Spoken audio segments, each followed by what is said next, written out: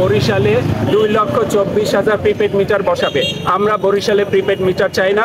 এই মিটার ভোগান্তির মিটার, এই মিটার জটিল মিটার, এই মিটার চুরি ডাকাতি এবং লুটতরাজের মিটার। এই মিটার আমরা চাই না। এই প্রজেক্ট হচ্ছে বিগত খুনি এবং লুটেরা সরকারের প্রজেক্ট। এই লুটেরা সরকারের প্রজেক্ট বাতিল করতে হবে। বরিশালের জনগণ তাদের সর্বশক্তি দিয়ে এই চুরির প্রজেক্ট, এই বিদ্যুৎ মিটার প্রতিহত করবে।